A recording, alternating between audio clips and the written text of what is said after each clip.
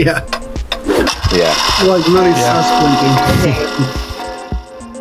That's my All right, favorite. I just gotta focus I mean, I gotta leave in like 5 minutes now, but Okay, well, let's talk about the subject at hand for a bit while you're here then. okay. Yep. So we have a big announcement for our community, and it's called SoapBox. Anybody want to take a stab at explaining what SoapBox is for people? I'll take a shot at it since I'm only here for a sec. The Soapbox on the Noun Square is an opportunity for community programs to utilize the platform that we've been building and that is part of the Nounish community to come and talk about their projects or talk about really whatever they feel is important to them in the Nouniverse. Whether that be projects that they're working on, projects that other people are working on, if they want to bring on guests or if they want to create, fun segments, we want to utilize this platform where people are coming to learn about nouns to expand the community. Yeah, for sure. So it's kind of like a real takeover. So we definitely messed around with this style on the weekends, especially on Saturdays. We sometimes have international takeovers.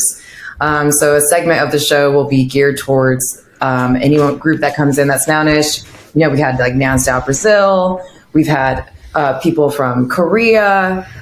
We've had a lot of different international takeovers, but this time it's a true takeover because as much as the Noun Square is going to host from the main account, it's really going to be up to the co-host to determine what this show is for that community. So the ball is in your guys' court. We do have a couple of Nounish communities that are pretty well known that are going to start everybody off. But what you guys will see is more of like a gathering place of what we've now learned and have become so familiar with Noun Square. So you can gather here at all the soapboxes to learn about that specific community. I think one of the most interesting things about it is that it makes a big distinction now between the Noun Square and Noun O'Clock. So the Noun Square, we're a community, we're a platform. We want to be a place where everyone in the Nouniverse can come, like Josh said earlier, and, find content that they will find interesting, learn about different ecosystems, different sub-DAOs, different sub-communities. Whereas Noun O'Clock is our sort of trademark flagship show that we will always do once a day whenever Noun O'Clock falls. So that's been, when we started doing this, it was at 6 p.m. or EST, and now we're all the way back around to 5 a.m. EST. So we'll always have that show, and the show is Noun O'Clock, but the platform or the network that we're kind of building here is the Noun Square. And Soapbox, I think, is an important step in that direction where we're saying, for all those hours during the day when it's not Noun O'Clock, our community is hungry for content, and all these other sub-communities like Little Nouns and Food Nouns and Little Sisters and NARS and Shark DAO have all these awesome engaged people who want more Nounish content, so they can just come and, it's a win-win-win. Everybody wins in this scenario, I think. Triple win. Yeah, absolutely. Absolutely. Yeah, it's cool because the people that are listening to our show as well are going to get exposed to different Nounish communities who are doing slightly different things. Shark DAO's doing different things than NARS is doing, and Little Nouns is doing things different than Food Nouns, for example. So you're going to get, if I will make a Toady Hawk joke, a taste of Food Nouns. And a Lil Nouns.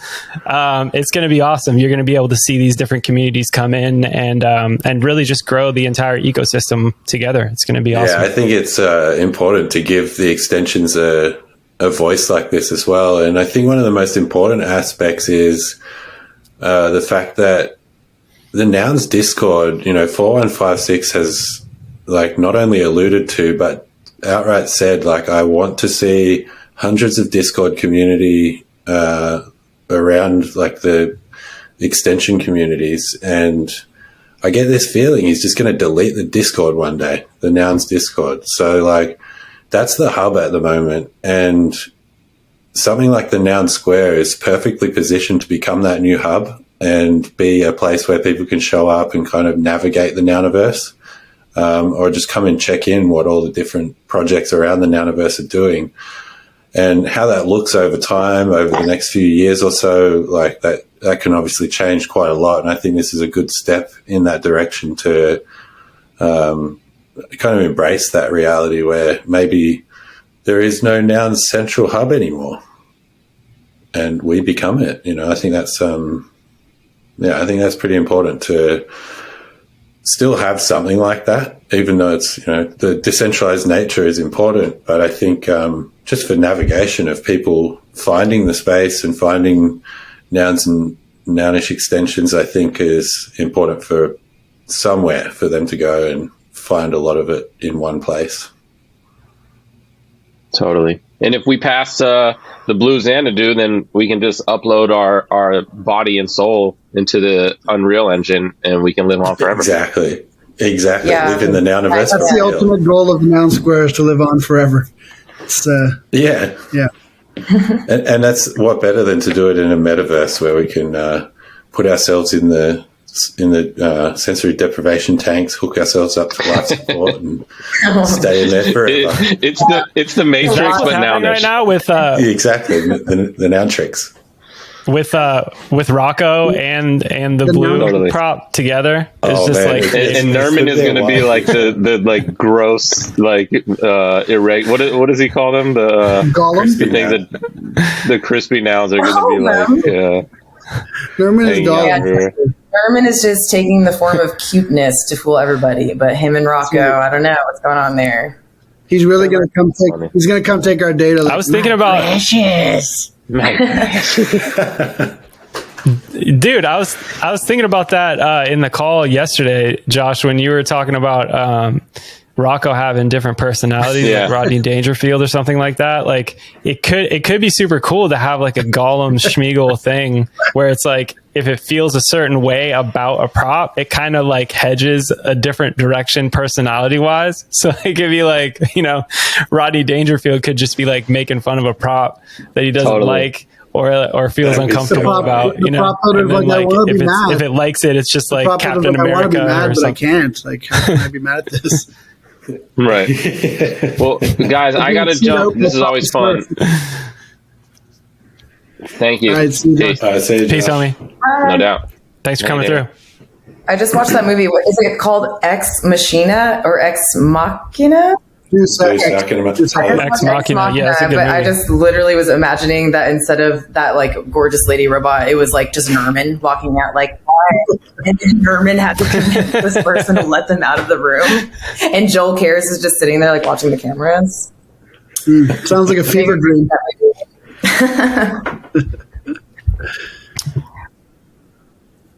Is Nerman Apparently, out? it's almost What's ready happening to with be Nerman? released. Like it's being tested in his own private Discord servers. So that was some alpha that he. Very cool. Got you. Yeah. Dope. Nerman is essentially going to be taking over this whole like emoji voting system that's happening within the Nouncil, correct? He's going to automate that whole process. Yeah, among other things, but that's one of the main focuses. That's awesome. Yes, We got a bunch of data to train Roko this week as well. So it's going to be a fun day tomorrow, going through all the proposals.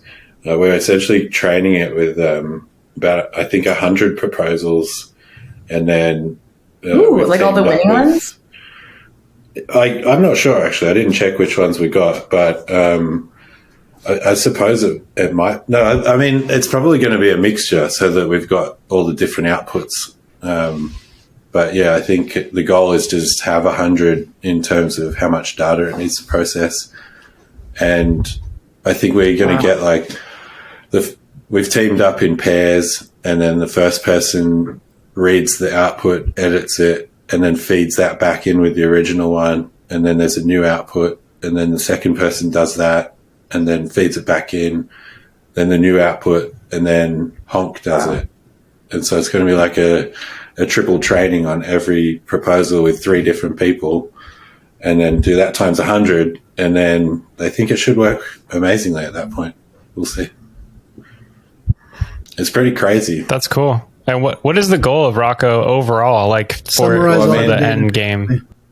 Yeah, like it's going to be able to summarize meetings and calls, like all the Nouner and Nouncil calls, our show. That was kind kind of how Toadie and I got pulled into doing it. And so we'll be able to, like, every space that we have, we'll be able to feed into it, and it'll be able to summarize the key points from it, all the proposals, and then it should be able to read a proposal and then vote with a reason. Like, so that's pretty crazy. Oh my God, imagine like Roko voted against your proposal. Cool. I'd be so hurt. Yeah, come on. I'd be so hurt. By the balance of probabilities, this is a terrible idea.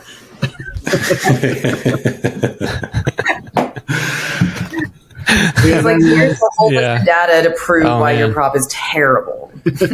We have analyzed the online data about you, and you are a bad actor. That would be. Well, it's interesting. I wonder what the things that it's going to take into consideration when it's talking about proposals, right? Because there is that thing in the nouns, in the aura right now about, ETH prices and proposals being kind of scrutinized a little bit more just because of where the treasury is at and where ETH price is at. And so I wonder if those metrics are going to come into consideration too when they do the summaries and stuff. Like, maybe this isn't worth it because of the ask, or maybe this is worth it and it's highly beneficial because of all these different metrics. That's interesting, because I feel like that's almost a metric that humans are better served or more likely to consider, maybe, whereas like a robot should almost not consider those, because how does a robot even decide if something is worthwhile at a certain ETH price versus another ETH price? I'm sure it can be programmed, but it could take the overall sentiment from the community and somehow tie that into cost. Cost analysis or something like that.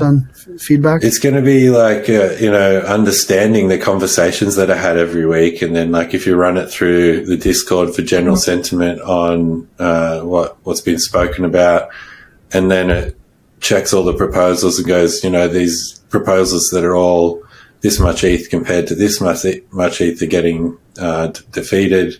It's going to be like, well, in the current market cycle and all, it'll have all that data for sure. So I think it's going to be super interesting. Mm-hmm.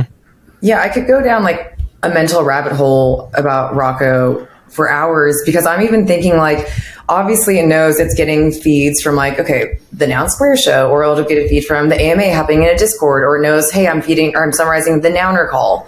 So I wonder even if he'll, or it, or whatever it is, will get to the point where it almost recognizes, maybe it values the data it gets from its Nouner calls over other things or something. So if someone in the Nouner is summarizing a prop versus it just reading the prop, then, like, is it going to then take that into consideration? Like, I've gotten great feedback from the Nouner call for my summaries, and then I'm now seeing that prop cross-referenced here. Like, does that get it points as well? Like, talking about props. Imagine if you could submit your prop to Roko and it will basically tell you the percentage chance that it will pass in its current form. Yeah, that would be like such a helpful feature. Discourse killer right there. Well, I know, speaking of Discourse killer, I know Brian's working on that.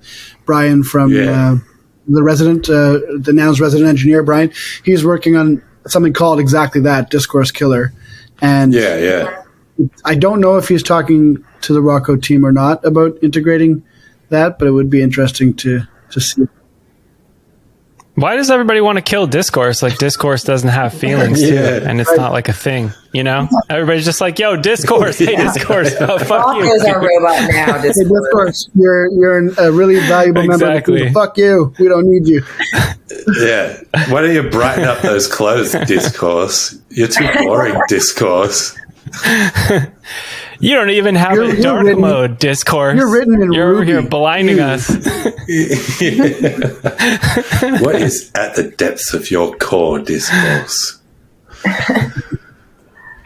But it would turned into a Discourse bashing session in the end, as they do. Yeah. Well, someone had to say Discourse killer, didn't they? Sorry about that. I was just trying to name drop the interface for Brian, the new governance interface. Yes, it's definitely a good headline. It reads well. It's clickable, clickbait. Yeah. Discourse killer. I'd like to witness a murder. What's this about? Yeah. And I know some people are like, what's Discourse exactly? Discord? Did he misspell Discord? You know, I feel like some people just don't know. Early on in my Web3 days. I definitely confused Discourse and Discord. Or let's just say the first few times I heard someone say Discourse, I thought they meant Discord. Yeah. That's what I feel like. There's definitely, you know, the people that haven't used Discourse yet are sort of like, huh? What's Discourse? Because, I mean, it's pretty clear. It's on the Nouns website, but I think there's definitely a moment in time that people newer to the ecosystem are going to not know that. It's not clear. Yeah. I didn't use it until recently, actually. I mean, it's just kind of a weird... At first, I thought you had to have a noun. Mm-hmm. Yeah, like maybe a few weeks before I put my prop in, I went to Discourse and realized that I didn't have to have a noun to chime in on some of these things. I did, you know, it was almost like I thought that was the on-chain in portion fact, or something feedback like that. has been brought up on Nouner calls that too much of the feedback on Discourse is from non-Nouners. Yeah. In other words, most of the people who hang out there and comment are delegates and other just interested Nouns fans, but not a lot of Nouners are taking the time to go in there. So that's not a comment meant to disparage people who aren't Nouners, but more so just to say that you can get a false sense of security sometimes from feedback on Discourse, where you just get active Nouncelers like Andrew Ladisaw or other folks saying this sounds great. But then you go on chain and you get 75 votes against on day one, and you're like, oh yeah. Shit. Well, I think Nouncelers and delegates is fine because it's people with voting power, right? The Nouncel people's voting power is somewhat diluted, but today it's 14 nouns and across 60, 70 people kind of thing. Typically the votes aren't that high. Yeah, 90 people, geez, yes. But, the votes are like maybe 60, 70 people max are voting in Discord. And so, I mean, that's 14. Yeah, but I've seen some... Like a vote everyone's got kind of thing. I've seen a lot of people come... Recently, there's been a lot of the tag, like, this is this person's first time posting on Discourse. And it's just like, they're obviously like very much for that prop idea. They're just like, this is the best thing I've ever seen in my life. And it's, it's probably like second account or the homie coming through and just, At least it's transparent in that sense. You can tell the age of the account and whatnot, but. Yeah, I think I had a little bit of a misunderstanding of the Little Nouns prop lot, but I looked a little more into it. It's pretty smart, actually, kind of to solve this problem. I believe they do not do Discourse, but prop lot, you still have to own a little noun to even post your idea there. So it's very much that's an interesting decision. I don't know why they went that direction. And maybe in the future they'll open it up to non-owners as well. But they do still have a Discourse, actually. So this is not meant to... Well, I think it is meant to replace it, but over time. So they do still have a little Discourse. They forked Nouns Discourse.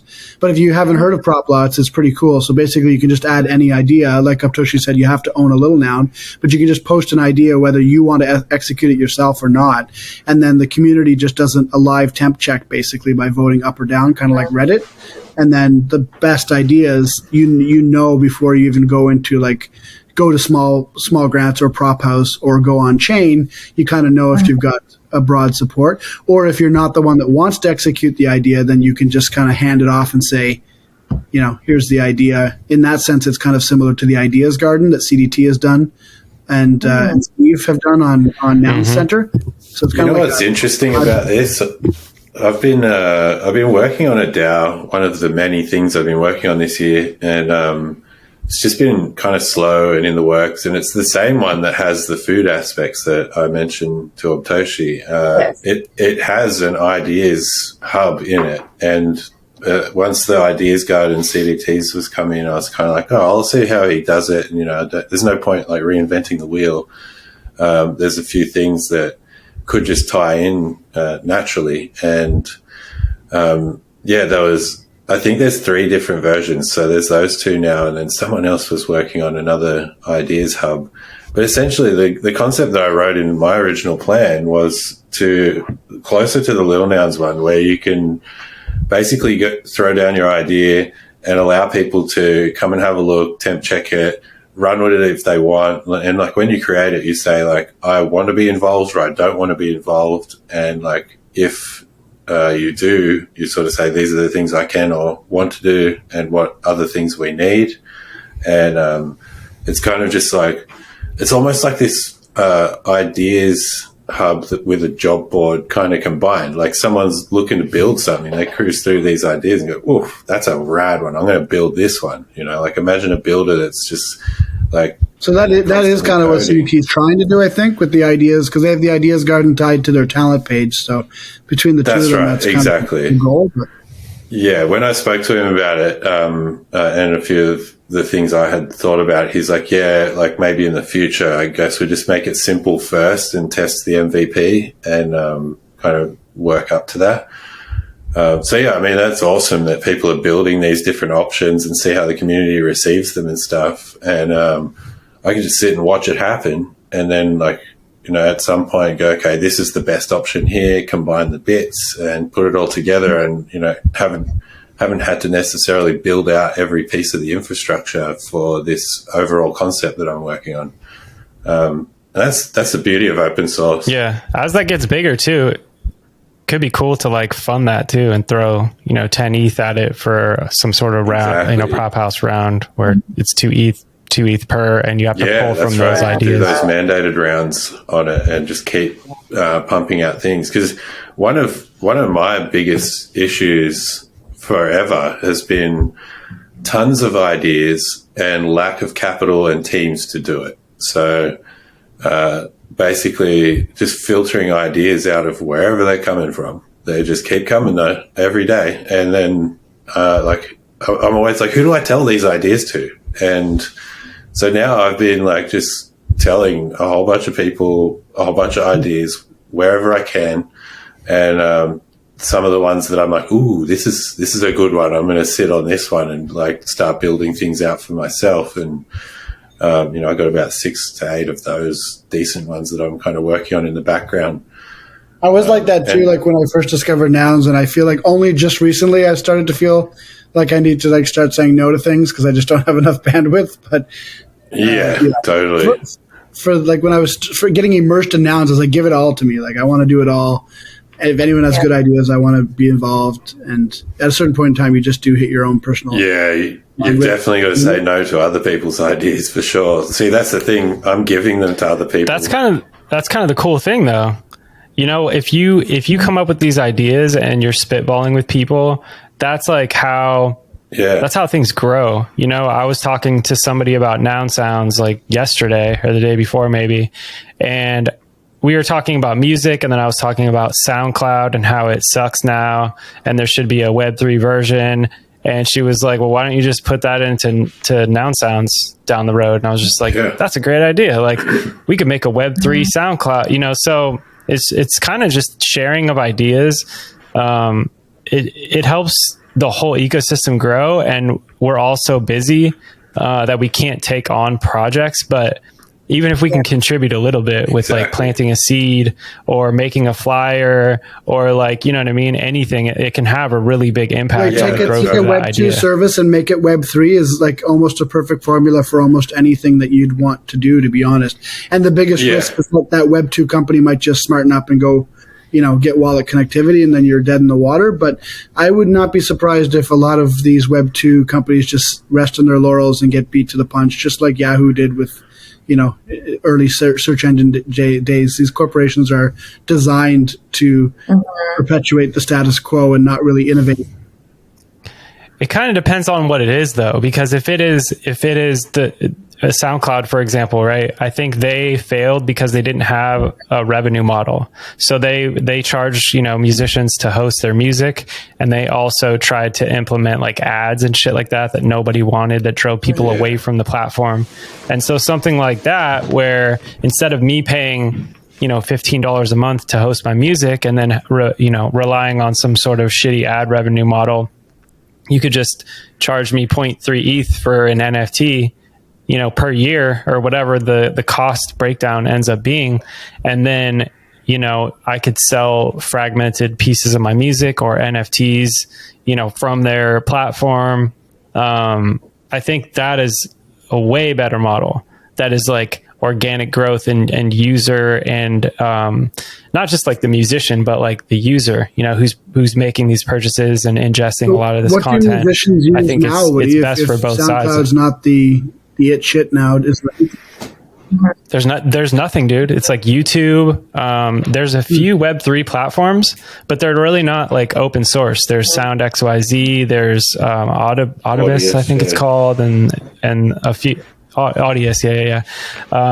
And a few others, but they're gated, so you have to have approval to upload your music, or you have to go through some sort of process to be an approved artist.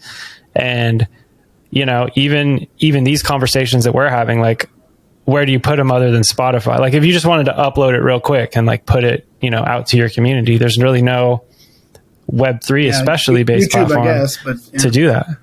What do you? Yeah, but it's more of a visual thing, like that's like why we're doing this, because it has to be visual. Like, it's interesting. It takes a lot of. It's very impressive to fail when you don't even have a major competitor. That's some impressive failing. Like SoundCloud's failed. They don't even have a competitor. It's like, another bad quarter. What's the problem? I don't know. We just suck. We have no. Let's keep going down. I think more ads. 10 years ago, they could have just taken just the whole up and coming musician artist market, because if you were making beats in your room, you were uploading them to SoundCloud. Yeah. And like that was, you were sending that link around to people and they could listen to it for free basically. So, and to be honest, that niche has been taken by TikTok now though. So that's where most of these new musicians are coming out of TikTok. Like it or not. Yeah, that's crazy, because you can now listen to entire tracks on TikTok, which is insane. That's cool. Yeah, the music, sound, audio, whole thing right now too. There is so much opportunity. I think just like with video, in the same way that like obviously video has been around. People are doing this already, right? But the content of what we're speaking about, cryptocurrency, NFTs, DAOs, no one's doing that. So that's why we have a big opportunity here to be talking about that. But the same goes, I think, for audio in general. Anything NFT. I don't know. People are basically, I feel like any NFT music is just being listed as an NFT, just on a generic platform wherever possible, right? There isn't that hub for people. Yeah. Yeah. And I actually got some taken down. Like I did some Cryptodes rap songs and like put up an NFT, a few NFTs for sale, and OpenSea just, I don't know why. And I'm not going to go like fight it, because it's not like it's a huge collection, but like they just took them down without even emailing me, without even saying anything. Terrible. People are just like, yo, where yeah, it's just, there's no place for that. I mean, I think with a lot of the stuff too, it goes back to your personal reputation also. Because with this creative media stuff, you have to have a reputation, or else what's stopping me from grabbing a new song from whatever, ripping it from YouTube and just uploading it and saying it's mine and trying to put it up, right? It's like, I think with a lot of these initiatives, from uploading photography or video or music or any sort of creative content in the future, or written for that matter, it's going to revolve a lot around your reputation. Maybe that's the new algorithm, is like, you've been doing a good job and not being a good actor instead of being shisty and shady for a long time. And that's the new algorithm. Yeah. Technically, that's what like views and likes would signify, right? Like random people are viewing this content and they are watching it for X amount of time. And if it reaches past that like 20-second mark, that this has got to be interesting content if people are sitting there and it's holding them. You know what's super interesting? Like when we're on the podcast, like the Rogue Radio show, the Twitter space, and I just mentioned that music industry idea. The way I see it is built like in Unreal Engine, and I actually started playing with it last year to try and start building this thing out. And I'm like, well, I'm going to be an environment dev, or I'm going to just let someone else do that. So, because it takes a lot of work to learn Unreal Engine to that scale. But ultimately, a fully realistic world like that, where you set up giant festival space, you've got headquarters up in like a mountain, this big thing, you overlook the festival, and you can like go and have meetings up there and everything.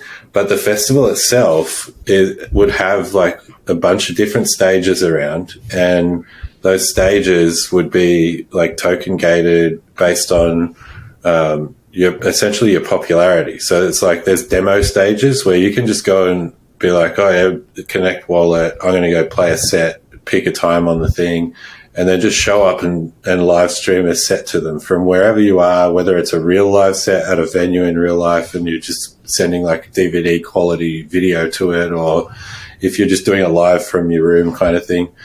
And, you know, tell your mates, it's like you've got to bootstrap your audience and all that kind of thing. But ultimately you're at a festival where people can be like, hey, let's go hang out at the demo stage, you know, so you're going to like be able to get an audience from the location as well. But depending, you set it up so each stage has a different amount of people that show up. So like as soon as you've got 50 to 100 people watching on the demo stage, then you can like be teleported, or from then on have access to the next level of stage where there's higher levels of promotion and automation, and people pay a certain amount to get access to that area, and they have to own a different NFT to get that pass, and just automate the monetizing of it entirely. So it's peer-to-peer. The people that buy the passes, that gets split to all the artists that play on that stage based on micropayments of like how long they were actually in a certain location and zone from that stage. And you can scale that all the way up to having full media management companies running the bigger stages where, you know, they do proper promotional stuff throughout the world IRL and get people in there, setting up IRL events like those, you know, you see those dance parties where everyone's in like headphones and stuff. Like you could silent disco. Sound disco. Exactly. Silent disco, yeah. You could have similar kinds of things to that where you set up an actual IRL venue where everyone gets together, but where you're going is to these places in virtual reality. So like it's like going to a cinema, but you get your virtual reality gear and sit back, and you get teleported in a helicopter or whatever, in a drone down into this festival, and you land at this festival and you're like, wow, this is insane. And you're living in like a virtual world, like the stuff that Blue's doing. How they have they like pump in the different smells and scents and stuff, where like if you're in a forest, they're just like, it smells like pine. Oh my God, I'm allergic to Crazy. You die in the metaverse, you die in Unreal Engine, you die in real life. Yeah, exactly. I'm allergic to pine. That person did not evolve correctly. Like, how did you get past like any stage of life to evolve here? I mean, like, definitely not a mushroom. I don't think that's anybody's illegal to pine, are they? I don't know. That's probably a good point, actually. Yeah. Evolution probably did a number on those. There might be some like some people who live very close to the North Pole or something where it's like barren. Yeah. Have never seen pine before in their life. Just like, you know, maybe people that grow up in the desert. Alpine. Yeah, there's lots of people that live nowhere near pine. We hosted a food space one time, and a woman came in, and she's from India, and she's like, I have the weirdest question ever. I'm like, okay. She's like, I just want to know, can you describe to me what an avocado tastes like? She's like, I've never had one. We don't have them over here. And I'm imagining. She knows it's a weird question. It's a very weird question. It's like, has anyone ever described a food to you that you were like, okay, I get it? Like, it's never. I know. How would you guys describe that? Dude, the worst part about that is when you try to describe an avocado, it sounds disgusting. You know? It's like, it's green, it's real mushy. The texture is terrible. It turns black if you leave it out too long. But it's awesome. Exactly. It's like a creamy fruit cross vegetable. It's like a weird one too to try and explain. Again, not appetizing. It's like there's these TikTok accounts. I don't know if you've seen them, but they basically just eat exotic fruit and describe the fruit. So it'll be like, I don't know, I can't think of an exotic fruit off. Oh my God. Like dragon fruit. Dragon fruit. Papaya. more exotic than that. But anyway, they'll open it up and they'll eat it and they'll be like, it's like a combination of pineapple, guava, and oranges and a little bit of lime. It's like, that's just every fruit. They're like, it reminds me of all the other fruits. It's just fruit. Yeah, humans terrible at describing taste. I'm gonna unpopular opinion. Tony's unpopular opinion. Is this what the food now soapboxes are going to be? I hope. Oh my! Our different parties. I'm hosting one that's going to be Saturday nights, and it's just purely fun pizza party. And then someone's going to have a pizza party at these spaces and stuff too. But you know what? I think bring up that up, Toshi. Can you do a little promo for tonight's spaces, since that will be our very first soapbox space? I'm so excited about this one. I love what's happening. Well, wait, let me get. Oh yeah, okay. So tonight, we are so excited. We get to be a part of like one of the original. I think we streamed one of these as a TNS soapbox the first time that we did it, but to have an official space, Food Nouns will be taking over the TNS soapbox tonight. That is the 31st of August at 8 p.m. Eastern. And we are very excited because, we want to remain a little bit food centric. But we got an awesome guest. Jennifer English was able to land this fantastic guest. Apparently he's an absolute foodie, pizza guru. And he's a celebrated actor from the show Sopranos, but his name is Louis Lombardi. He's very excited to come talk food. Yeah, that's right. Talk nouns. We've been noun pilling him. He's all about it. I think he's about to set up a MetaMask wallet for the first time. So I'm fangirling so hard over here. Oh yeah, well, perfect, because we have actually, it's been requested that either you or Toady get to, at the very beginning of the space, maybe introduce what Soapbox is and like why everyone's even there. So we would love for you guys to do that. And obviously, also, is it a coincidence that our very first Soapbox features someone who was on the Sopranos? Hey, so oh my good. God. Okay. Let Ben do it, because Toadie's just going to do that the whole show. He's going to be like, forget about it. I'm very racially insensitive. It's true. So good. I think it'll be fun, and we'll see what goes down. Yeah. Like we'll have our original, I believe, Noun Square people that come to all of our spaces anyways. I think that they'll and maybe enjoy an earlier evening space as opposed to having to wake up to kind of hang out with us. I'm sure they'll be at the second space that's just 8 hours later at 5:30 a.m. as well. But then we also get to see like what are these new people that come in and stuff too. So, and then just like we were saying earlier, like whatever audience comes from the Little Sisters or from NARS, hopefully whatever audience that comes from Food Nouns as well, like we can all connect together and stuff too. I learn about a different community or some different feature within the Nouns DAO, I feel like every single day, and am a part of AMAs within the Nouns Discord, and we'll still hear about new things and stuff too. So I think the Soapbox is all about proliferating, this idea of gathering, the Nounish gatherings. I think we also just so happen to have at this time as well a food noun auction going. So we're excited about that. Nice. And kind of show people that. Yeah, Food Noun O'Clock. We'll show people a new feature that we have on the site, which is the leaderboard, which is so much fun. Yes, I love that shocked mushroom face. I also think I saw you yawning earlier too. It was so funny. Did you? What was it? Yeah, I think I saw the mushroom yawning. Yeah, I was like that. That is such a good mouth on the mushroom. He's either yawning or roaring. Ben, can you tell people about our streaming to YouTube and how that's going to be a boon as well for anyone who comes on the Soapbox? Yeah, exactly. It's like we're live simulcast to YouTube as well now with I guess what are we going to stream on the Soapbox? Like this is an interesting one because we can stream whatever really they want to put on the screen. Because at the moment we run the nounoclock.app and FOMOnouns.wtf and the Twitter space.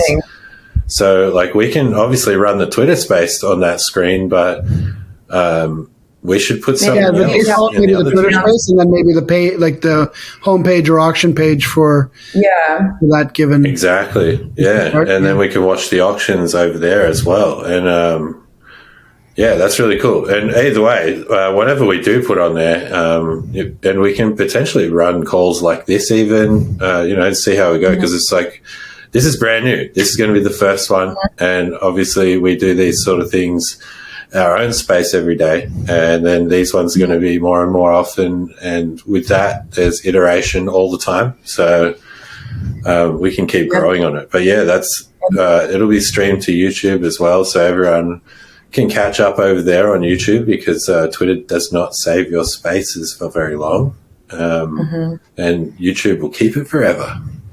It's pretty cool too, and like a cool opportunity for us as well to just keep testing ourselves and how we're onboarding new people and stuff. Because although we have like a pretty awesome core team of over at Food Nouns of people who are very familiar with nouns and the whole ecosystem, crypto in general, right? A lot of everyone's contacts in the food industry, chefs, all of these types of people, this is their first time experience, a lot of them, right? So when they're coming in and like learning, we really get to dial it all the way back and say, okay, so this is a brand new person. Like even our guest tonight, right? He will be this kind of brand new person. Maybe he's hearing about FOMO for the first time, or this particular auction. So I dare say a lot of this stuff. Yeah, it's always great to like have that. I always like to imagine there's at least one person in the room that has no idea what the hell is going on. So we can always try to, cater to them, because it's just too easy to, I think, kind of ramble off about things that we know. Which is always fun. Welcome, guys. This is awesome. So here's our guest, and we're going to just go play FOMO Nouns now. Everyone's like, what? Yeah. What is happening? Yeah, you just sit there for 30 minutes and watch us play this game. Do I get this? Like, can we mint this afterwards? What is happening? I'm excited. To me, that's like the coolest thing about the SoapBox concept is that as Noun o'clock changes, as it switches time zones and people are sleeping, there's going to be something readily available for everybody during the day at some point, right? As this thing grows, even this first iteration of it, if we can, get a NARS show that's going to be on a different time zone than Food Nouns, and these things start kind of going like this and back and forth, it's going to be something nounish all the time on this channel, on this platform, which is super cool, because that's something that as the consistency grows and the base grows, the whole thing is just going to explode. NNN instead of CNN. It's really Nouns cool. News Network, just 24 hours of Nouns.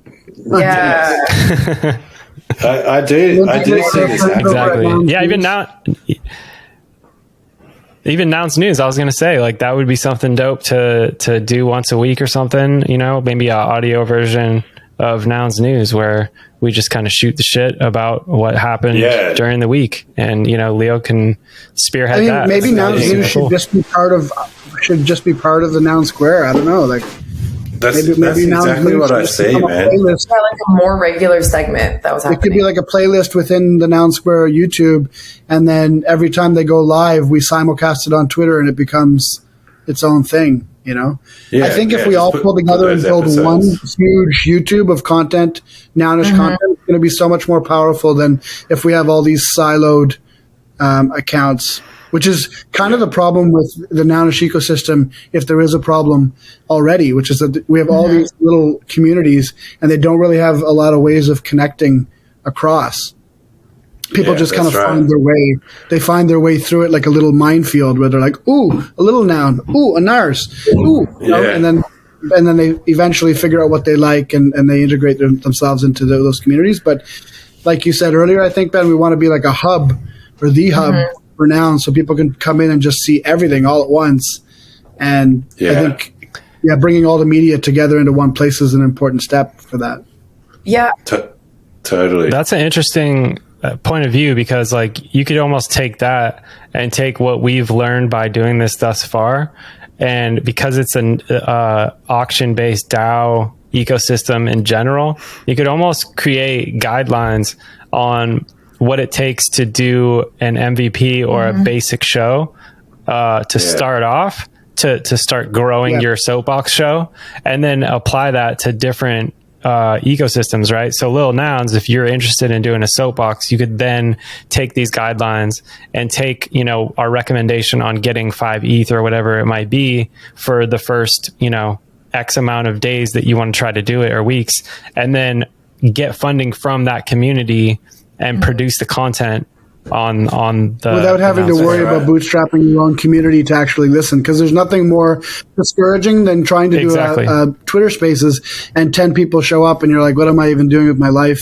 here? And it's those discouraging times, which, by the way, I had when we started doing Spaces for Noun Punks early in January. Like, we did not have many people showing up to these Spaces. It was like 24 or 25, but we still did them every single week, and it kind of grew over time. But if I could have just skipped that step and had an immediate audience of 75 to 100 people, obviously I would have done that in a second, right? So yeah, and I think that's an important thing to leverage too. I think the YouTube side of this is going to be our main thing. I absolutely think that what we're doing is becoming a network for the Nouniverse, and just feeling our way towards that. And I think Twitter is where the obvious audience is and was at the start, but ultimately we don't want to just keep speaking to our echo chamber. Like, this has been a good practice exercise in a sense to work our way up to running an online network where, if YouTube's our main platform, or not even restrict ourselves to any specific platform, just leverage the main one at the time, but always just streaming to wherever that makes most sense, and all of them at once. And I think the simulcasting is the key, because, so for example, Apushi and I did our Ask Us Anything yesterday in the Nouns Discord, and for the first time we tried simulcasting that to Twitter, and it was kind of cool because there were a handful of people that just stayed on Twitter the whole time and listened. So obviously there was some reason why they didn't want to or couldn't jump into Discord. Maybe they don't have Discord. Maybe they can't access Discord from their phone. Who knows? But there was a reason why some people have trouble in the verify channel and just get stuck, and they're like, "What? How do I get in here? I got to connect my wallet. Why do I got to connect my wallet? I don't have a noun." And then I've helped a few people that are kind of stuck at that point. And I'm either way, just making it easy for them to hear the content or digest the content in whatever form, length, medium that they want to, I think, is our main goal here, so that nobody can say I couldn't get that. Yeah, most people know Twitter. It's pretty easy to use. The barrier for entry is low. Everybody knows YouTube. What do we hear the most, though, with the Noun Square? We hear the most, I've been missing the Noun Square. Hopefully I'll be able to start coming more, now that you're coming into the daylight hours. And what they mean is the 9 o'clock show. But we want to get it to the point where they can't miss the Noun Square, because the Noun Square is just always there. We just always have content. So it doesn't matter when you're awake, when you're sleeping, there's always going to be Nounish content. And hey, if you can join us for 9 o'clock, great. That's the flagship, and that's the fun part of our day. But you never should feel like you're completely ostracized from the community for 4 months because you're in your sleeping hours, whatever, Totally. You got to enjoy the perpetual live stream. I really, really think that we could even expand on that, because I think YouTube is it. Just for example, Tody, our AMA is on Tuesday, right? You and I are not going to go make an entire community called Ask Us Anything where we run our own things. We should be simulcasting and then posting those videos in the Noun Square, because people will gather there. That's where I have been posting them, because it just makes sense, like you said. Well, I was going to even ask you too, but now that we're talking about it, so I've been editing, and hopefully I'm trying to get it up by today, but it's my first sort of 15 to 20 minute video from the very first Nouns on the Ground event. It was NFT Expoverse. But this kind of stuff is so important, because I have 8 solid interviews with people there, including the main production people who ran the thing. They interviewed me. These are legit interviews. It's awesome B-roll from the thing. But before I even went to NFT Expoverse, the first event, I went to YouTube and tried to YouTube it to try to see what this thing would look like prior to, right? Because I know it was not their very first one. Yeah. Not a lot of content, right? So I will literally I will have the only, if you YouTube NFT Expoverse thing that comes up of a person walking around trying to see what's going on there. And not only that, but they have another event coming up at the end of September called NFT Expoverse, and it's happening in Fort Lauderdale, which means that people are going to be searching for this event, right? And so I was going to go. Let's get you a playlist on the Noun Square or a channel. I don't know if you can do sub channels, but let's figure it out. I would love to get a playlist for Nouns OTG instead of doing my whole own YouTube, because I have tons of interviews. Like, look at my phone. This is like all my production sheets of my TikToks. I have long form and TikTok segments. Like, that is literally from one of my things, you guys. And I have just like, but I think that the things that I keep preaching are missing from YouTube are anyone talking in long form discussions or short form discussions about stuff like this, right? Anyone talking about crypto is going to be a trader who's probably sitting there and like talking about charting and what people are going to do and what the markets are like, and they're reading the markets, but no one's really talking about almost like this pop culture side of and social side of NFTs and Web3 and stuff too. So every once in a while I'll find like an actual good NFT or like a DAO based content on TikTok. I'm like, oh yes, ooh, piece of candy. But most of the time it's like you said, just crypto bros with charts, and it's like, no. Well, I'll tell you what. Yeah. Toshi, you're hired. Yeah, you're hired. Congratulations. Your budget is zero. You get a play. Your budget is 0 each. Do what you can. Do what you can with 0 each in a playlist. Like, people could go to, like, I don't know, you look up Joe Rogan's podcast and he'll have the whole 2-hour interview with someone, and then he'll have 15-minute segments of that whole thing, right? But that's kind of what we're doing with the live streams now, right? Yes, you got the full thing if you want, but then we've got the low fats that Robot's been doing and I've been doing, and then we've got these clips that Woody's going to put together too. So, like I said, there'll be no excuse for someone who wants to get the content, because it's not. You can't say it's too long. You can't say it's too short. You can't say it's not on YouTube. You can't say it's not on Twitter. It's everywhere, and it's all lengths.